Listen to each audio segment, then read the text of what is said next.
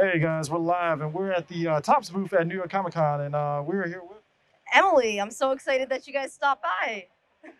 I'm noticing the influx of Garbage Pail Kids. I'm assuming that Garbage Pail Kids is making a comeback now. Come back, it never left, Chris. What are you saying? So, I mean, I'm on the tail end of the Garbage Pail Kids phenomenon. So yeah, it wasn't something that like I grasped onto, but I knew about it as a kid. So I mean, Yeah, it was a little before your time, I will say. But yeah, we actually just celebrated our 35th anniversary of the Garbage Pail Kids brand. And yeah, it is alive and well. And like you said, we've got plenty of GPK here at the Tops booth. We actually have a show exclusive this year that has two characters exclusive to New York Comic Con. This set is being sold right at the booth. So tons of fun GPK stuff going on today. so besides that, one of the biggest things I've been noticing is the phenomenon of NFTs. Do you know? I mean, are you the type of person that kind of explain what the whole NFT phenomenon is? Cause I'm trying to understand it. Yeah, of course. Well, I think we as humans like to collect in general, right? It's just human nature to be a collector. And so with Tops, even though we're a company that's been around for 70, nearly 80 years, we're continuing to innovate. We're continuing to move forward into different spaces. And NFT is just as much of a part of that as anything else. So while we have our classic cardboard, we also have our digital apps and, of course, the NFTs. Now, just this week, we're upcoming this week, we're releasing Godzilla NFTs, which is going to be amazing. So we are so excited for that. But yeah, anything digital, physical, you name it, Tops has it. So pretty much like digital currency is kind of the big thing now in terms of I guess value in terms of value. Like how I mean, what goes into I guess valuing something on the NFT market? Sure, I think the value is really determined by the consumers, right? So you can put something out there for X amount, but it's really on the secondary market what someone else is willing to pay for it or willing to trade for it. And that's really the cool part about collectors in general is because it's just such a community where everyone's buying, trading, selling within one another. And so, whatever it might be, whether that's an NFT or a GPK card, someone out there wants it, which is the cool part.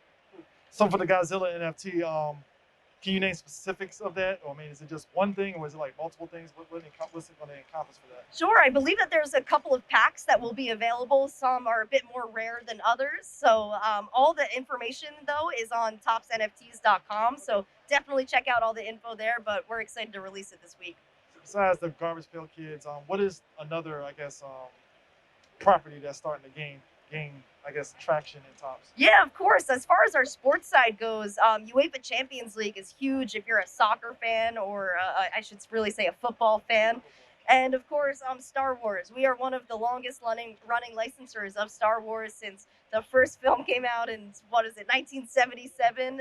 Topps has been there. So, Star Wars is just a huge part of our business. And while we're focusing on GPK, there are lots of Star Wars fans here, lots of amazing Star Wars cosplay here. Everyone who has swung by the booth and showed us their Topps cards. So Star Wars on the entertainment side of things is just as hot. I mean, how much of a boom was it during the sequel trilogy? Yeah, well, of course. I mean, I think with anything, right, when it comes to cards, as long as there's a relevant, call it real life event, whether that be a movie release or a premiere, an anniversary of sorts, people are there. They're collecting it. They want to own the moment, and that's the really unique part about Tops is that you can own what you love with Tops. So I mean, for you as a company, like you said, y'all been around. I mean, hell, I was a kid and I have some Topps baseball cards, obviously and stuff. So I mean, you talk about innovation and stuff. So what is kind of like the next step past NFTs? Are y'all kind of looking at that, or Yeah, of course, we're always looking at what is upcoming, where the future is going, what the trends are for the market. So there's always something new that the team is working on. There are so many amazing people at Tops that are locked into the secondary markets, locked into all things NFTs, digital collectibles, you name it. So the team's always cooking. They've got something up their sleeves, but we're really excited for what the future holds. cool. Well, lastly, going back to Garbage Pail Kids, is there kind of a shock that there is still like that big interest in it? Because like I said, I grew up on the tail end of it, but like I kind of knew people knew about it. But just seeing this right now and seeing a lot of people like grasp onto it, are you guys kind of shocked to see like that there's still that rabid fan base for it?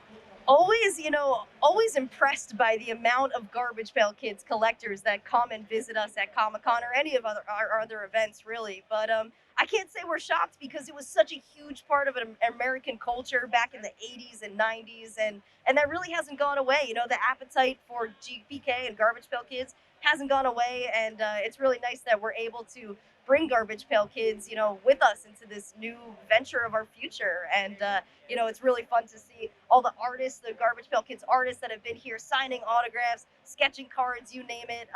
There's lots of activity around GPK, and the fans are the best part of it all. Well, I appreciate you taking the time to talk to us and stuff like that. And we'll see you guys later. Peace out.